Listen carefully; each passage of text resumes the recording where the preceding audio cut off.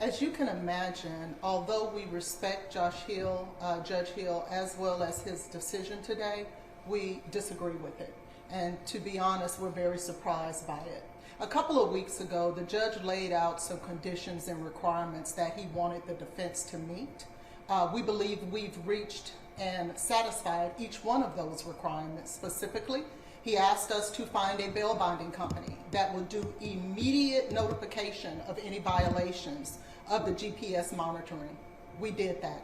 He asked that we provide the fee affidavit that Mr. Clark filled out in order to assess what his financial situation was. We did that. He asked that we provide the passport ID card that was not confiscated from him at the time of his arrest. We did that. We complied with every requirement that the judge asked of us, only to be told today that it would not be lowered. So yes, we are very disappointed. We disagree, and frankly, we're very surprised. Do you all plan on appealing that? We plan to take every remedy available by law for Mr. Clark, because what we do believe is that it is the high-profile nature of this case that has really affected the constitutional rights of Mr. Clark. I've been practicing 24 years in this county, and I can't remember a time that a bond for murder was set at $2 million.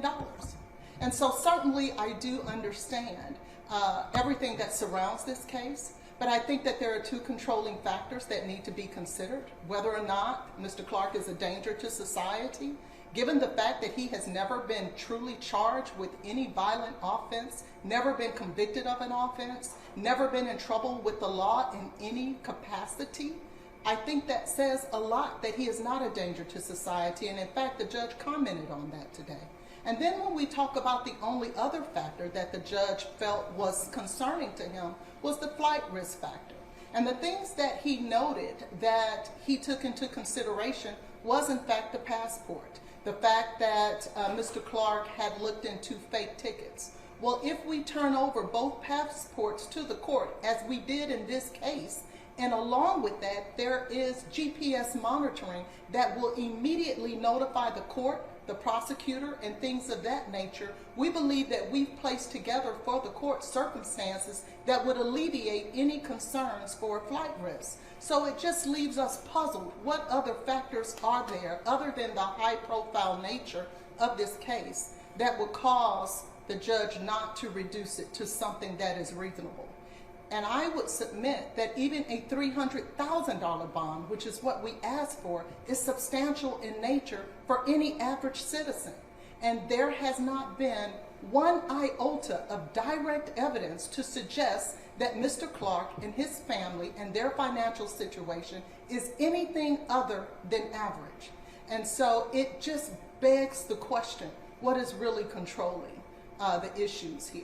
And so again, we plan to take the remedies available to Mr. Clark by filing an appeal with the necessary higher court for them to take a look at everything that is going on and what went into this decision. The judge also commented on, I guess, a Tony of some sort. He was kind of alluded to, he believes that there is some kind of funding source out there somewhere. Is that sufficient enough for you? It's not sufficient enough for me, but apparently it was sufficient enough for the court. And again, we respect Judge Hill's decision. However, who is this Uncle Tony? Why hasn't the prosecutor brought this person into court? This is just a facade, again, that does not truly exist. There is no evidence to suggest that there is an Uncle Tony with a boatload of money out there willing to put behind Mr. Clark and his escape. And so I think innuendos and statements by the prosecutor should not be considered evidence. What should be considered evidence, and what the Constitution demands that what should be considered as evidence, is testimony before a court or evidence. There was no testimony by any witness that there is a Mr. Tony or Uncle Tony that exists with money that he intends to fund Mr. Clark's flee from the jurisdiction. I think we put on evidence to suggest the actual contrary to that. And that is, he canceled his trip to Mexico. If he truly wanted to flee, he would be gone. He had a ticket. He could have left. In addition to that, we brought in a witness that says he was looking at leasing an apartment after the incident occurred. And so I think that speaks volumes as to whether or not Mr. Clark really intends to flee the jurisdiction. So to answer your question, no, I don't think it's sufficient evidence. Do you think the judge changed his mind? Because in the earlier hearings, it sounded like what you provided is what he asked for. And now that he has it, he's not reducing the bond. So did he change his mind, or did he not get what he wanted? What do you think about that? There could be no other explanation other than the judge has changed his mind. I think everyone heard what the requirements were in the previous hearing. He specifically asked us to do certain things. We did everything that he asked us to do. We even brought the GPS monitoring company into court to testify, to tell them and to tell the court, we can do this. We can do immediate notification. The court even stated in open court that they trust this bonding company. And so, to be honest, we're just really surprised. But the fight is not over.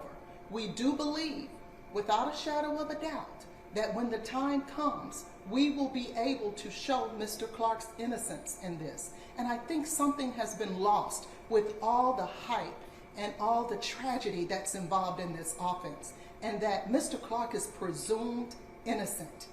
I think we forget about that.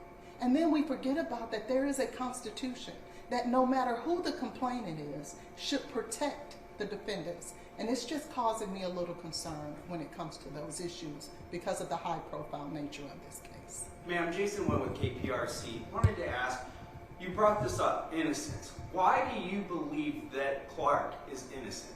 I believe that Clark is innocent the same reason the prosecutors believe that he's not.